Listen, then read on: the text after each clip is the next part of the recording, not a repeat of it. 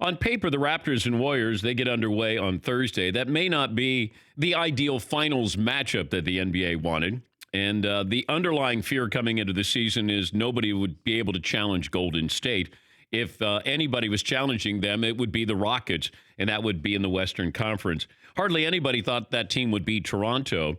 The Raptors have made people pay for underestimating them so far this postseason. Keep in mind, they lost the first game of the playoffs to Orlando. And I think some people may have written him off then.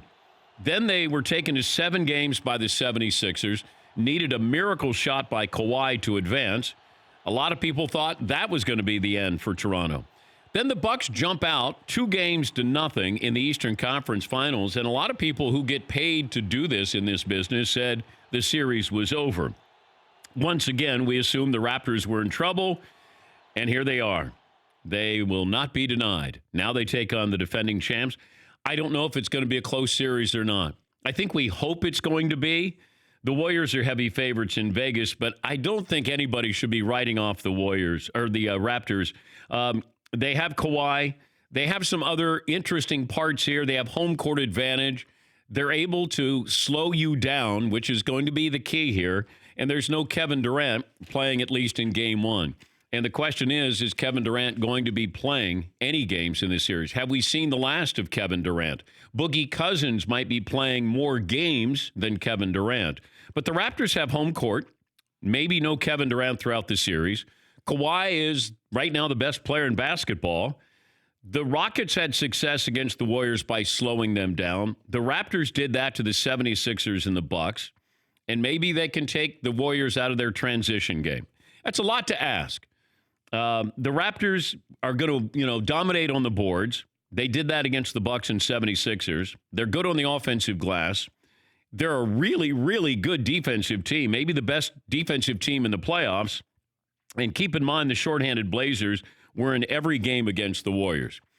I know it's a reach to say the Raptors will win. It's not a reach to say they'll make this competitive and maybe take it to 6 or 7 games. Maybe they do win. Maybe, because you don't have Kevin Durant in there. But it feels like, on all accounts, everybody feels like Golden State, this edition, is better than the one with Kevin Durant. They're not better, they're different.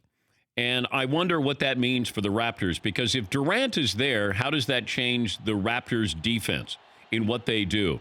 Because they're going to slow it down. They want to keep you out of transition, and it feels like that transition is playing into the hands of Klay Thompson and Steph Curry. With Durant not being in there, does that change at all?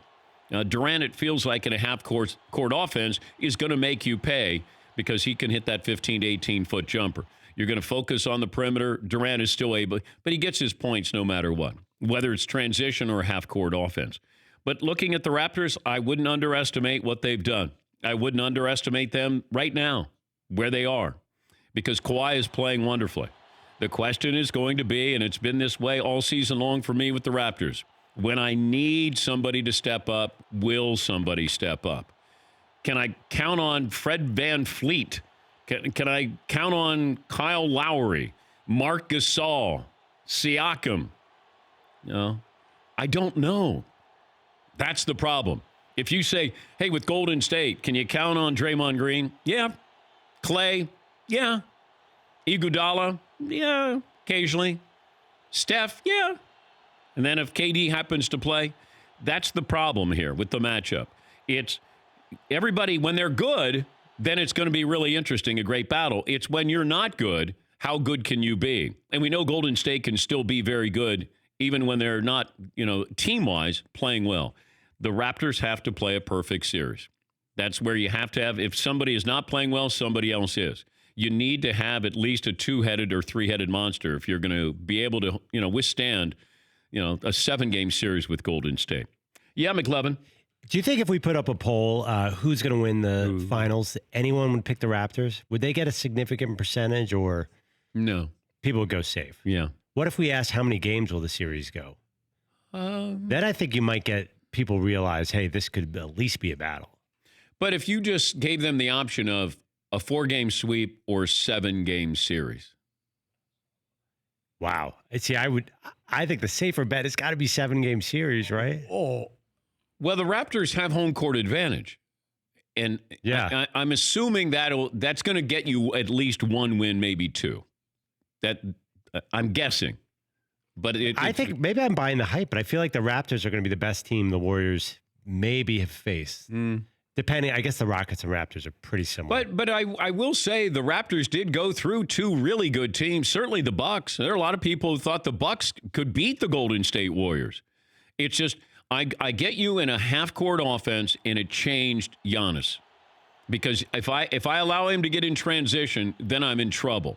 They didn't allow that, and they played really good help defense, and they put him in uncomfortable positions. Now, granted, we're shutting down one guy as opposed to two or three.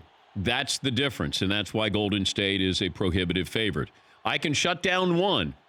I can't shut down the other two. Yeah, Paul. Who from Golden State is covering Kawhi Leonard? Will it be a rotation, or do you think there'll be a guy assigned to him? I'm going to guess Draymond Green. Yeah, right? But you're going to get a lot of help there. Same thing. You got to just – I'm going to let these other guys beat me because Kawhi has played better than anybody in the postseason. And that's been consistent from start to finish, to the finals, because Steph has come on here as of late. But Kawhi has been the best player. Now the question is, if you're Golden State, you run that risk of we're not going to let Kawhi beat us. Easier said than done, but that's the approach. He's not beating us. I'm going to make these other guys hit these shots. For more Dan Patrick Show, tune into Audience Channel 239 on DirecTV. Stream for free on BR Live or download the Dan Patrick Show app.